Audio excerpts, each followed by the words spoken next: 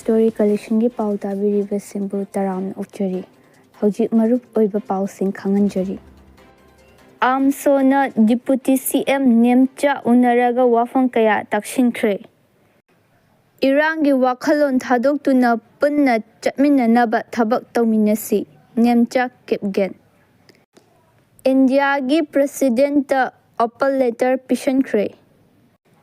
Manipur gi Irang chahi amagi manungda laksilagani IDP sing mayumda hanjilhallagani Govindas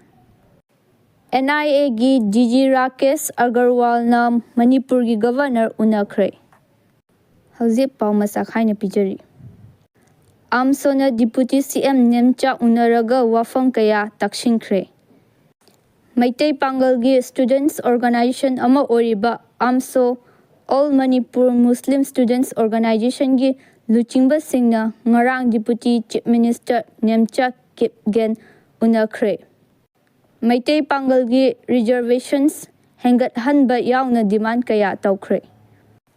AMSO na social media da thagalakpa warol amagi matung inna Manipur gi Deputy Chief Minister Nemcha Kipgen unaba aduda AMSO headquarter na memorandum ama pishan bagaloina na Maitai Pangal minority shingi educational welfare ga mari leinaba wafang kaya taksin ki hari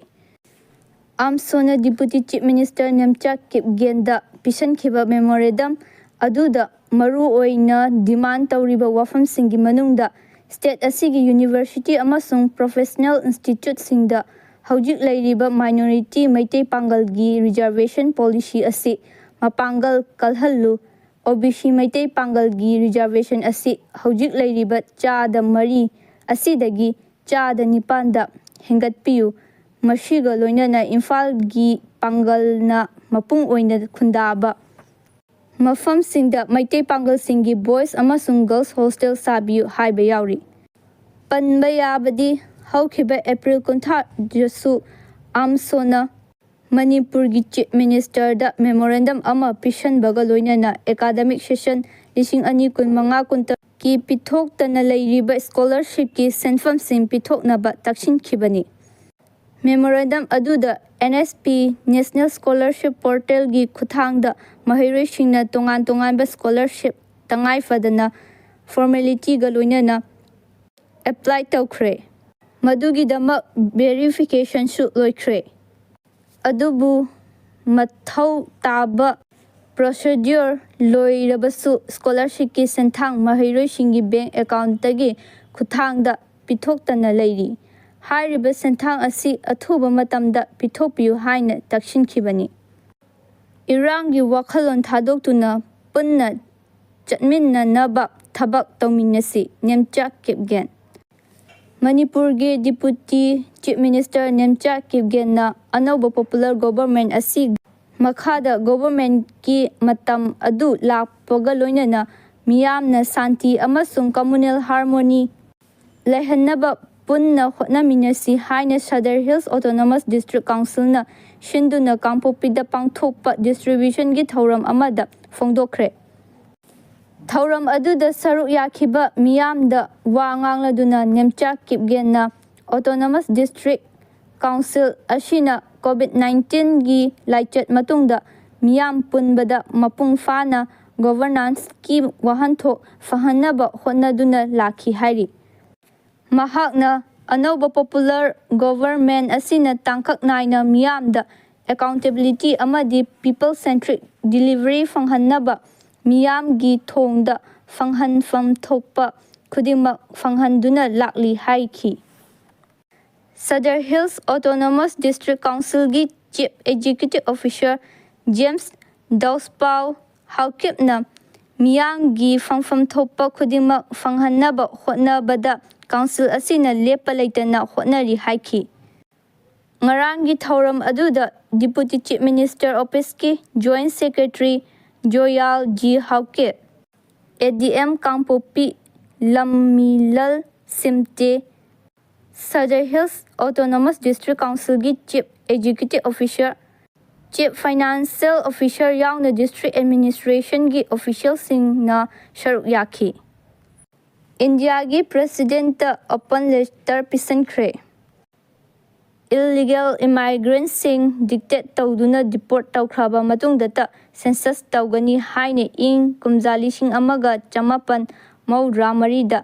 ꯑꯦꯝꯁꯨ ꯑꯃꯗꯤ MD government of Manipur ꯑꯅꯤꯅ ꯌꯥꯅꯈꯤꯕ ꯑꯗꯨ ꯑꯊꯨꯕ ꯃꯇꯝꯗ implement ꯇꯧꯕꯤꯅꯕ ꯏꯟꯗꯤꯌꯥꯒꯤ president ꯗ꯭ꯔꯧꯄꯗꯤ ꯃꯨꯔꯃꯨꯗ open letter ꯄꯤꯗꯨꯅ ꯇꯛꯁꯤꯟꯈ꯭ꯔꯦ꯫ ꯎꯔꯤꯄꯣꯛ ꯅꯤꯡꯊꯧꯈꯣꯡꯖꯝ ꯂꯩꯀꯥꯏꯗꯒꯤ ꯅꯤꯡꯊꯧꯖꯝ ꯊꯥꯅꯤꯜꯅ ꯈꯨꯠꯌꯦꯛ ꯄꯤꯗꯨꯅ ꯄꯤꯁꯤꯟꯈꯤꯕ ꯑꯣꯄꯟ ꯂꯦꯇꯔ ꯑꯁꯤꯗ ꯍꯥꯏ ꯏꯪ ꯀꯨꯝꯖꯥ 1994ꯒꯤ ꯅꯕꯦꯝꯕꯔ 8ꯗ ꯑꯦꯝꯁꯨ ꯑꯃꯁꯨꯡ ꯒꯚꯔꯟꯃꯦꯟꯠ ꯑꯣꯐ ꯃꯅꯤꯄꯨꯔ ꯑꯅꯤꯒꯤ ꯃꯔꯛꯇ ꯃꯇꯝ ꯑꯗꯨꯒꯤ ꯒꯚꯔꯅꯔ ꯂꯦꯐꯇꯦꯅꯦꯟꯠ ꯖꯦꯅꯔꯦꯜ ꯕꯤ.ꯀꯦ. ꯅꯥꯌꯔ ꯔꯤꯇꯥꯌꯔꯗ ꯀꯤ ꯑꯣꯊꯣꯔꯤꯇꯤ ꯃꯈꯥꯗ ꯃꯦꯃꯣꯔꯦꯟꯗꯝ ꯑꯣꯐ ꯑꯟꯗꯔꯁ꯭ꯇꯦꯟꯗꯤꯡ (MOU) ꯑꯃ ꯁꯥꯏꯟ ꯇꯧꯅꯈꯤꯕ ꯑꯗꯨ ꯏꯝꯄ꯭ꯂꯤꯃꯦꯟꯠ ꯇꯧꯔꯛꯇꯕꯅ ꯃꯔꯝ ꯑꯣꯏꯔꯒ ꯃꯅꯤꯄꯨꯔꯒꯤ ꯅꯥꯒꯔꯤꯛ ꯑꯃ ꯑꯣꯏꯅ ꯃꯁꯤ ꯃꯔꯨ ꯑꯣꯏ ꯈꯟꯖꯔꯒ ꯃꯍꯥꯛꯀꯤ ꯑꯦꯇꯦꯟꯁꯟ ꯄꯤꯕꯤꯅꯕ ꯑꯄꯤꯜ ꯇꯧꯕꯅꯤ꯫ ꯍꯥꯏꯔꯤꯕ ꯑꯦꯒ꯭ꯔꯤꯃꯦꯟꯠ ꯑꯁꯤ ꯏꯆꯝ ꯆꯝꯅ ꯂꯥꯎꯊꯣꯛꯈꯤꯕ ꯅꯠꯇꯦ꯫ ꯃꯁꯤ ꯃꯅꯤꯄꯨꯔ ꯃꯤꯌꯥꯝꯒꯤ ꯗꯦꯃꯣꯒ꯭ꯔꯥꯐꯤꯛ ꯏꯟꯇꯤꯒ꯭ꯔꯤꯇꯤ, ꯀꯟꯁꯇꯤꯇ꯭ꯌꯨꯁꯅꯦꯜ ꯔꯥꯏꯠꯁ ꯑꯃꯗꯤ ꯄꯣꯂꯤꯇꯤꯀꯦꯜ ꯐ꯭ꯌꯨꯆꯔ ꯉꯥꯛ-ꯁꯦꯟꯅꯕ ꯄꯥꯟꯗꯝꯗ ꯁꯦꯝꯈꯤꯕ ꯂꯣꯐꯨꯜ ꯑꯣꯏꯕ ꯁ꯭ꯇꯔꯛꯆꯔ ꯀꯃꯤꯠꯃꯦꯟꯠ ꯑꯃꯅꯤ, ꯃꯗꯨꯗ ꯏꯜꯂꯤꯒꯦꯜ ꯏꯃꯥꯏꯒ꯭ꯔꯦꯟꯠ, ꯐꯣꯔꯦꯟ ꯅꯦꯁꯅꯦꯜ ꯑꯥꯏꯗꯦꯟꯇꯤꯐꯥꯏ ꯇꯧꯕ ꯑꯃꯗꯤ ꯗꯤꯛꯇꯦꯠ ꯇꯧꯕ, ꯃꯈꯣꯏꯒꯤ ꯃꯃꯤꯡ ꯑꯗꯨ ꯏꯂꯦꯛꯇꯣꯔꯦꯜ ꯔꯣꯜꯗꯒꯤ ꯀꯛꯊꯠꯄ, ꯂꯝꯗꯝ ꯑꯁꯤꯒꯤ ꯑꯥꯏꯟꯒꯤ ꯃꯇꯨꯡ ꯏꯟꯅ ꯃꯈꯣꯏꯕꯨ ꯗꯤꯄꯣꯔꯠ ꯇꯧꯈꯤꯕ, ꯑꯃꯁꯨꯡ ꯏꯪ ꯀꯨꯝꯖꯥ 1982ꯒꯤ ꯁꯦꯟꯁꯁ ꯑꯃꯗꯤ ꯔꯦꯖꯤꯁꯇꯔ ꯑꯣꯐ ꯁꯤꯇꯤꯖꯟ (NRC) ꯅ ꯁꯄꯣꯔꯠ ꯇꯧꯔꯒ ꯏꯪ ꯀꯨꯝꯖꯥ 1980ꯒꯤ ꯖꯅꯨꯋꯥꯔꯤ 16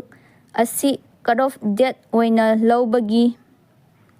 ꯃꯔꯤꯛ ꯆꯨꯝꯕ ꯔꯣꯗꯃꯦꯞ ꯑꯃ ꯄꯤꯔꯤ꯫ ꯑꯦꯒ꯭ꯔꯤꯃꯦꯟꯠ ꯑꯁꯤ ꯗꯤꯀꯦꯗ 3 ꯍꯦꯟꯅ ꯂꯥꯞꯁꯦꯁ ꯑꯣꯏꯕꯇ ꯅꯠꯇꯅ ꯍꯧꯖꯤꯛ ꯐꯥꯎꯕ ꯏꯝꯄ꯭ꯂꯤꯃꯦꯟꯠ ꯇꯧꯗꯅ ꯂꯩꯔꯤ꯫ ꯃꯇꯝ ꯁꯥꯡꯅ ꯑꯦꯛꯁꯟ ꯂꯧꯈꯠꯇꯕꯅ ꯃꯔꯝ ꯑꯣꯏꯔꯒ ꯗꯦꯃꯣꯒ꯭ꯔꯥꯐꯤꯛ ꯁꯤꯐꯠ ꯑꯦꯂꯥꯔꯃꯤꯡ ꯑꯣꯏꯍꯟꯕ, ꯏꯂꯦꯛꯇꯣꯔꯦꯜ ꯔꯤꯄ꯭ꯔꯖꯦꯟꯇꯦꯁꯟ ꯀꯥꯏꯊꯔꯛꯄ ꯑꯃꯗꯤ ꯃꯅꯤꯄꯨꯔꯒꯤ ꯌꯦꯜꯍꯧꯃꯤ ꯄꯣꯄꯨꯂꯦꯁꯟꯁꯤꯡꯒꯤ ꯃꯔꯛꯇ ꯏꯟꯁꯦꯀ꯭ꯌꯨꯔꯤꯇꯤ ꯐꯥꯎꯕ ꯍꯦꯟꯒꯠꯍꯜꯂꯤ꯫ Foreigners act, 1946, representative of the people act, 1950 ꯑꯃꯗꯤ 1951, Aadhaar act, 2016, migration and foreigner act, 2025, ꯑꯃꯁꯨꯡ ꯏꯟꯗꯤꯌꯟ ꯀꯟꯁꯇꯤꯇ꯭ꯌꯨꯁꯟꯒꯤ ꯑꯥꯔꯇꯤꯀꯜ 158ꯒꯤ ꯂꯤꯒꯦꯜ ꯄ꯭ꯔꯣꯚꯤꯖꯟꯁꯤꯡ ꯑꯁꯤꯅ ꯈꯨꯗꯛꯇ ꯑꯦꯛꯁꯟ ꯂꯧꯈꯠꯄꯒꯤ ꯃꯊꯧ ꯇꯥꯕ ꯍꯦꯟꯒꯠꯍꯜꯂꯤ꯫ ꯃꯔꯝ ꯑꯗꯨꯅ ꯏꯟꯗꯤꯌꯥ ꯒꯚꯔꯟꯃꯦꯟꯠꯅ ꯂꯦꯇꯔ ꯑꯃꯗꯤ ꯁ꯭ꯄꯤꯔꯤꯠ ꯑꯅꯤꯃꯛꯇ ꯈꯨꯗꯛꯇ ꯏꯪ ꯀꯨꯝꯖꯥ 1994ꯒꯤ ꯑꯦꯝꯁꯨ ꯑꯦꯒ꯭ꯔꯤꯃꯦꯟꯠ ꯑꯁꯤ ꯏꯝꯄ꯭ꯂꯤꯃꯦꯟꯠ ꯇꯧ, ꯏꯜꯂꯤꯒꯦꯜ ꯏꯃꯥꯏꯒ꯭ꯔꯦꯟꯠꯁꯤꯡ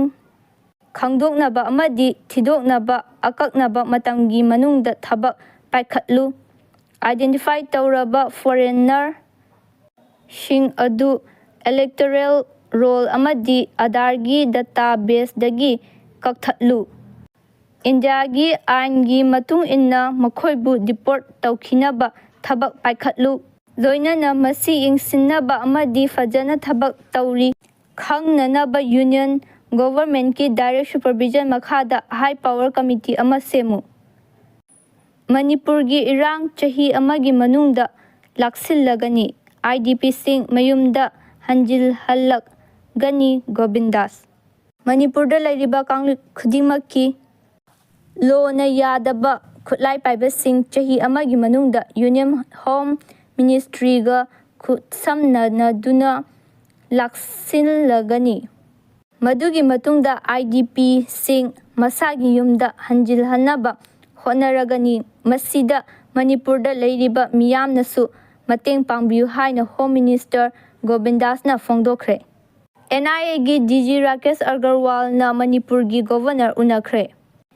NIA ꯅꯦꯁꯅꯦꯜ ꯏꯟꯚꯦꯁꯇꯤꯒꯦꯁꯟ ꯑꯦꯖꯦꯟꯁꯤꯒꯤ ꯗꯥꯏꯔꯦꯛꯇꯔ ꯖꯦꯅꯔꯦꯜ ꯔꯥꯀꯦꯁ ꯑꯒꯔꯋꯥꯜꯅ ꯉꯔꯥꯡ ꯏꯝꯐꯥꯜꯒꯤ ꯂꯣꯛ ꯚꯕꯟꯗ ꯃꯅꯤꯄꯨꯔꯒꯤ ꯒꯚꯔꯅꯔ ꯀꯨꯃꯥꯔ ꯚꯥꯂꯥ ꯎꯅꯈ꯭ꯔꯦ꯫ ꯂꯣꯛ ꯚꯕꯟ, ꯏꯝꯐꯥꯜꯅ ꯁꯣꯁꯤꯌꯦꯜ ꯃꯤꯗꯤꯌꯥꯗ ꯊꯥꯒꯠꯂꯛꯄ ꯆꯦꯔꯣꯜ ꯑꯃꯗ